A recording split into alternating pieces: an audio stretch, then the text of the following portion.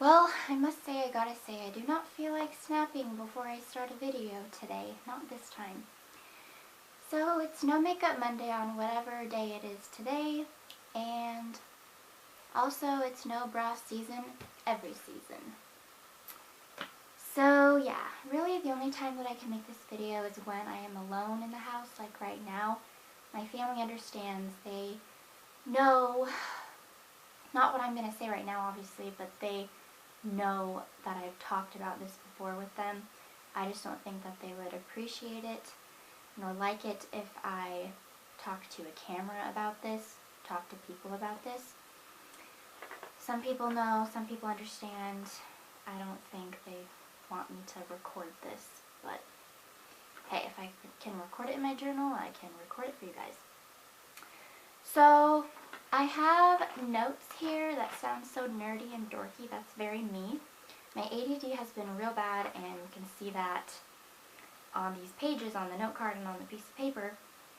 So, anyway, this month, it's the month of April, and also it is Sexual Assault Awareness Month. And that month, this month of April, it never really before has affected me until recently, within the past few months, several months. Can't really say the past few months because it seems so long ago, and it probably was longer ago than it feels like. So, well, I don't have music on in the background because the topic, the subject that I'm going to be discussing here, I don't know, it's just not appropriate to have anything on in the background, I feel like, and I want this to be very real and raw, not fake or phony or anything. And hopefully this video isn't too long. I don't want it to be too long just because I don't like to talk about this, honestly. So, I'm just trying to go over these notes. So, let's see here. I told you that it's Sexual Assault Awareness Month, and yeah, let's just go, I guess. So, there was this boy, and that's like how everything bad starts. And I'm just gonna basically read off of this just because there's too much for me to remember. There's a lot of info, and there's too much to the story. So just by the way, it might be annoying, I'm sorry. So, I don't think that I'll be able to cry just because I'm on meds, and I have been for a while now. Used to be on and off, but now I'm kind of solid on it. And it's like I can't cry on meds anymore. I can't cry on meds, no. I meant to say, because of the meds, I can't really cry anymore. So, anyway, just getting back into this, just let me kind of gather my thoughts, kind of, you know. So, right.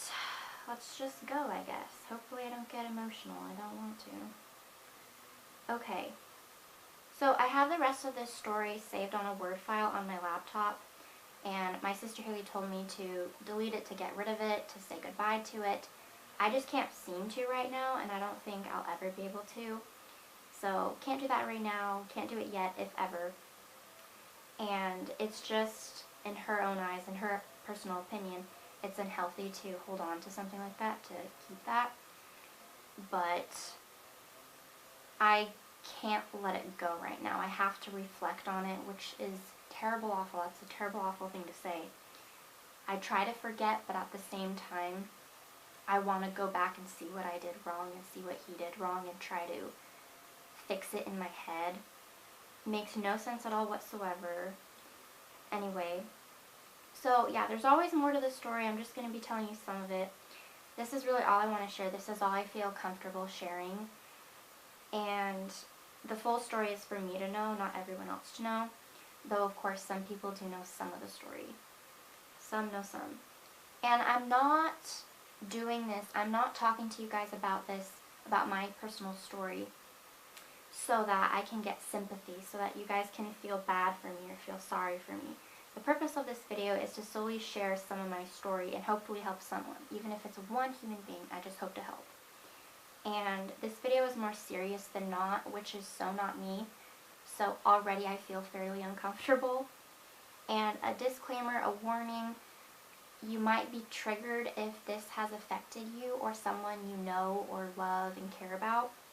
So please don't watch any further if this is a subject that you can't handle, that is hard for you, if it makes you uncomfortable or opens up a wound or whatever. It's about sexual abuse and assault, essentially rape. And so little points of warning there. And I know several people with similar stories to mine. I wish that I didn't. I truly, honestly wish I wasn't aware that people deal with this, that people struggle with this and have it haunt them for the rest of their days, for the rest of their lives. And even people close to me, family members, close friends, everyone knows someone who has been hurt by this, affected by assault. And I just feel like we can't victim blame. We can't defend those who are not innocent. That's my firm, true belief. And that's what we do all the time. It's like, oh, her skirt's too short, she was making eyes, she was drunk, etc., etc. But we just can't defend those who are not innocent. It's the person's fault, whether that be a girl or a guy. And it can be girls too. People seem to forget that. We need to remember that girls can be behind this as well. Not saying that it's their fault if they are sexually assaulted, no. But girls can be a predator almost. They can do this to men and to other girls. It can be same sex as well, of course. So the victims are the ones who were/are dehumanized, and it's not them at fault. And it never should be. It never should be seen as that. Let me just see where I'm at right now. My camera stops at like 30 minutes. I'm at like 7. Okay. I'm good. One page down. One more to go, and then a stupid little note card. So I want to be somewhat fair here and not use names, particularly this ex-boyfriend's name. I guess you could also say ex-fiance. So I want to be fair and not use names, even though this boy was not fair to me. So I'm not going to try to use his name. I'm going to try not to use his name, and I hope that I don't slip up. I feel kind of sort of bad if I did. So this relationship, a little bit about my history with this guy. It was an on and off relationship. It lasted 2 years. It started my senior year of high school that fall, technically. I don't want to say the relationship started then and there in the month of October of my senior year. However, it was when we officially met, when he reached out to me on Facebook, where we started talking and then we actually met. Well, sorry, let me back up. That summer we started talking on Facebook, and then October was when we started hanging out. And so this relationship lasted on and off until October of this past year, 2017. And that makes it technically 2 years. We weren't officially a thing until the spring of my senior year of high school. And so this guy had anger issues and a bad family background. I've met his family. I wasn't close to them. I only met them a few times. However, he's poor, which isn't bad at all. I understand that some people have this in their life. They have a poor lifestyle. They just don't have the money or the means. I mean, we're talking like trailer parks, small houses, and that's not what I grew up in. My family is the middle class, so I wasn't used to seeing that. And I'm kind of going from topic to topic here, sorry. Just trying to, anyway. So that's just a little bit about him. Anger issues. Also, no dad. His dad just kind of left. His parents got divorced, and his family, they kind of just sleep around, and he told me that. And so, anger issues, if we go back to that topic, I would give him things, like there was a sweater with Boo on it. I still have mine. It says baby girl on it. That was just a little DIY. and then I made some Valentine's Day things. For example, a little box that had some pictures and cuteness inside. I changed mine a little bit, so now it's back to being just plain and empty, like a new canvas. And so the clean slate version of this gift that I have on my side, on my end, you know, to match his, it's going to be for the future. Hopefully no time. Anyway, so he broke those gifts that I gave him. And also the Rubik's Cube. He broke that too, that had our pictures on it and stuff. We took a lot of cute pics, and I can't seem to get rid of those either, so I know this is bad. So, yeah, he broke the gifts, anger issues, also in his family, anger issues, and I never received gifts from him. He's poor. I also gave him shoes, these real nice Converse shoes. They were the all black ones, pretty sweet. Maybe he still has them. I hope he still does. I don't want him to go to waste, even though our relationship is over and it ended badly and it was just all sour and left me very, very wounded. And also the relationship, he was technically my second boyfriend. We had a thing, and then he moved only to come back to the area around where I live a few months later after he moved. And so I was with somebody when he was over on the other side of the country. So he was my second boyfriend, yet my first kiss. So I would break up with this kid over and over and over again, this abusive guy, only to go back to him again and again. So, of course that was my fault. He always took me back, always, every single time. He never did the breaking up, it was always me. Then I would be the one to initiate another relationship. And so we did stuff 4 times from October to when he had to move later that fall. And the 4 times that we hung out, we always did stuff. So every single time, the 4 times that we saw each other, every time we did stuff, we had sex. And right, like I said, then he moved back and then everything, and so we got together again.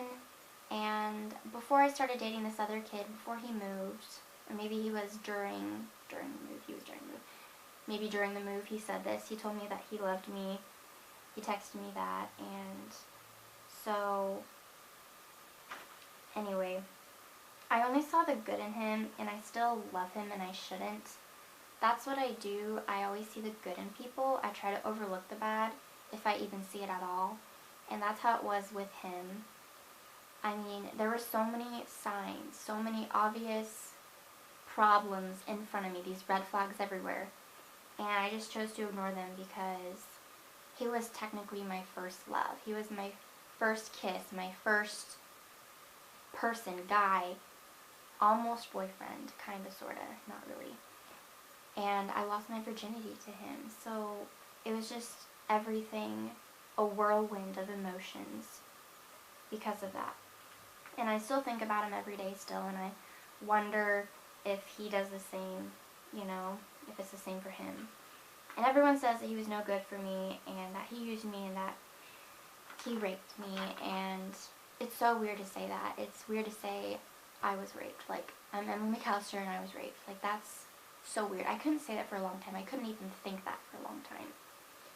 And so, he would say things like, obviously you're so beautiful, and I love your body and everything, which is, I guess, a confidence booster for a lot of girls. But he also said that he never before loved someone the way that he loved me, and I believed him when he said things like that, and shit like, I don't know what I would do without you, like, you're the twinkle in my eye, and on and on and on, and so forth. And, you know that song, it's like, somebody that I used to know, or somebody I used to know, or whatever? Because of him, I know what that is like. I knew this kid so well, and it was the same for me. He knew me so well. And it was just crazy. So keep in mind, he was my first everything. Also, this was like a relationship of sex. Like, it was purely solely sex. It was like, we had sex almost every time that we saw each other. He would sometimes beg until I said yes, just because I was annoyed. So it was very, very unhealthy. And I thought it was a joke when he said that he was a sex addict. sex addict. And you know what he really is? He's a really big, fat, horn dog pig. And I don't know what he's doing now. Probably, like, doing people. Probably what he's doing. I mean, before me, he would always cheat on other girls, the girls that he was with, and he was with like 4 or 5 people, which isn't all that many. I mean, he started doing stuff in middle school, and then this was when he was 17, 18. And he also would say that I was trying to change him.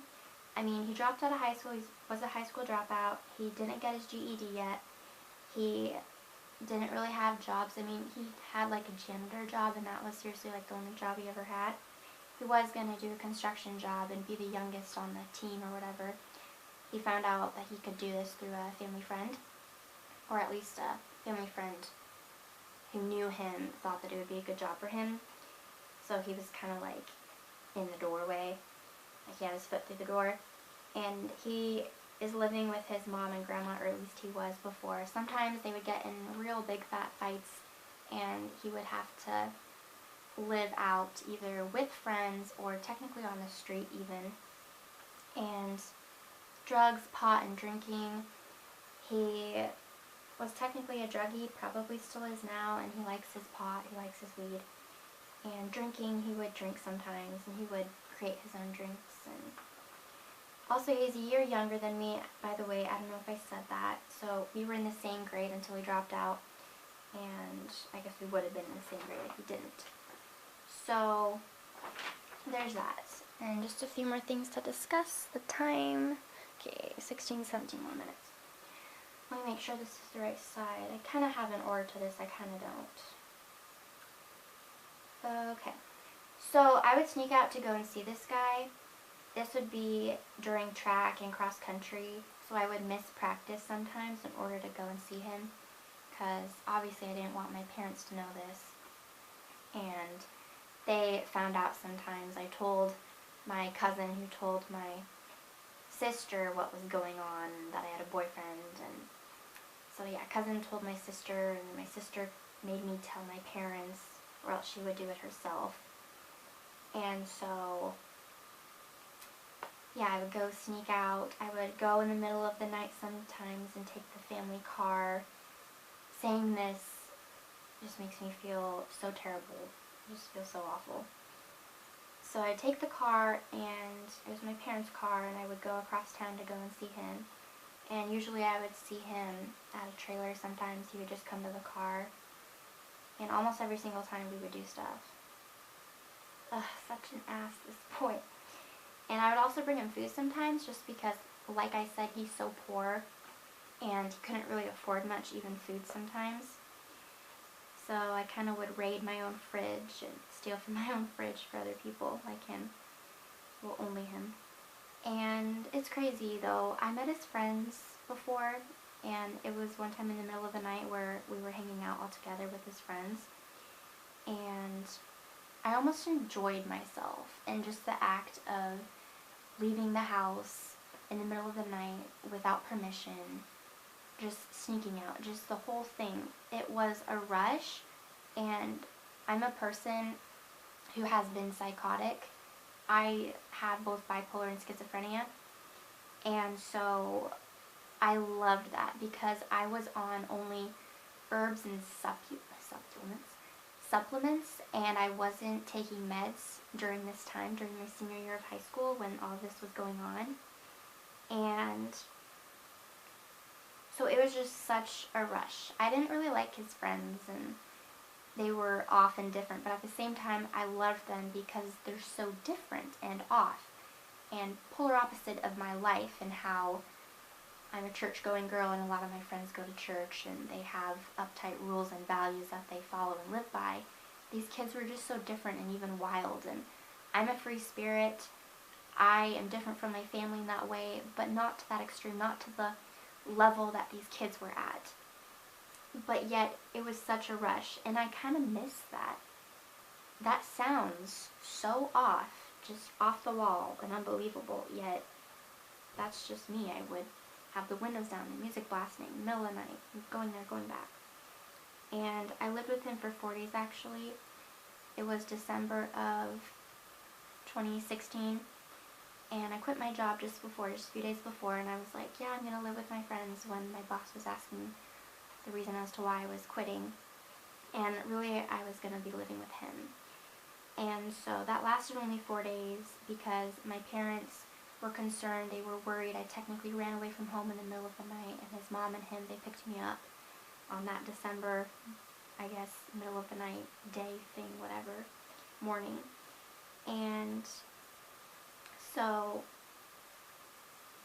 then after those 4 days, I came home with all my stuff. Well, not all my stuff. I brought just a few bags, like 2 or 3, and I remember how I was going down to the place where we would meet from my house, and we met up by this church kind of close to my house. Not my church, but basically just before my church. And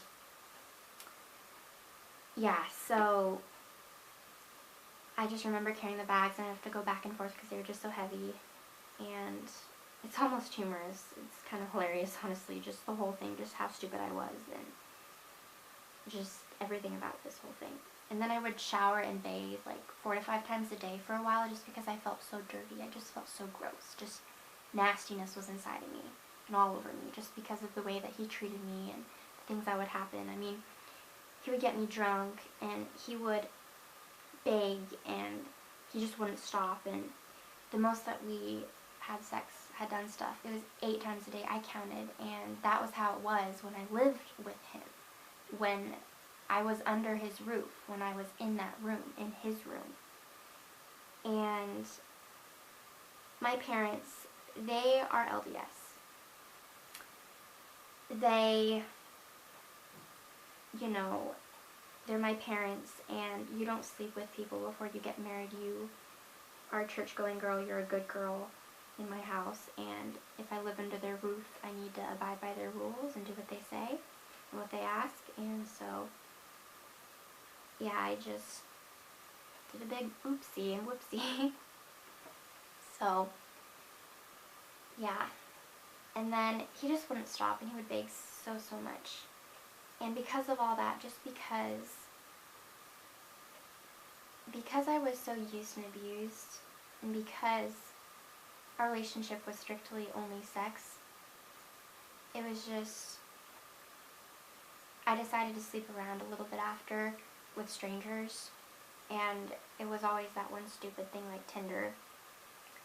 So I've been with 4 guys since. I've been with 5 guys in total, and I just wanted to be back in control of me and my body. And I hear a lot of similar stories about that, when the girl is sexually assaulted, abused, or raped, and what she does is she decides to kind of fix herself. So when that happens, they usually try to fix themselves by becoming more in control again. And I mean, all he wanted, it's so sad, and I still don't try to believe it, I don't want to believe it, was sex. So I realized that he was probably cheating, and he even told me that he said so when I told him that I was cheating on him to end the relationship. And he told me maybe to get back at me, maybe it's a lie, maybe it's real, I don't know. And so he would cheat a lot before, and he told me that just on like every girl ever. I think I already said that. And he would always ask if I was, which is a big fat juicy indicator that he was. So I've been with other guys, I've seen other guys since, and it's just so different. And they would always stop, and they would always ask if I was okay, and they'd make sure that I felt safe. I don't know. And I mean, the last time that I saw him, we did stuff on the couch, and my parents worked just in the other room, and there were just no boundaries with this kid, and that was the last time that I saw him, and that's just a big sign. And he would say shit like, grow out your hair for me, and do squats for me, and so on and so forth. And I mean, I remember exactly a year ago, as of this month of April, I found out that I had schizophrenia, that I have it, and I was so very sporadic and erratic, and just my behavior was so, and it almost kind of sort of felt like he was helping me, and I wanted a boyfriend too, and especially at that time, and so that's why I went back to him while I was at school. Well, back to him as in I would call him, and we would talk again, and Anyway, so yeah, when I went crazy, I went back to him again, and then we were on and off again until the point where I broke up with him for good. And also, wait, is that it? I think that's it. Yeah, so I'm just going to end with this thought. So it doesn't have to be a stranger. It's almost like there's a classic rape stigma out there where it has to be a stranger, it has to be violent, etc. But really, it can be a family friend, it can be a stranger, but it can also be someone who you know. It might be incest, it might be a friend, it might be family, it might be someone. Someone that you know well, someone that you know of. And violent, I mean, sometimes we would do like kinky stuff, you know, me and this kid, like neck choking and excessive biting and stuff like that. But it was never violent, it was never intentionally violent. There wasn't any slapping or hitting or like choking, actually choking. And, you know, there were no knives involved or guns involved or threatening in that type of manner. But I just want to make sure this is still going. Oh wait, 26 minutes. So I don't have that much longer, else my camera's gonna. So yeah, I just want you guys to know that you are not your story. Your story is a part of you. However, it's not all of you, and there's more. There's always more, and it's not something you can essentially necessarily get over, but it's something that you can, I don't know what the word is. You can get help for it. You can change because of it. You can change for the better. I mean, I've had to see somebody, a counselor, about this very thing, and I stopped, and I will not be going back for a while until I go back to school. And anyway, there's always help. There's always a listening ear. And so I just wanted to say that. I don't really know what else to say. I think I said a lot, maybe too much. But anyway.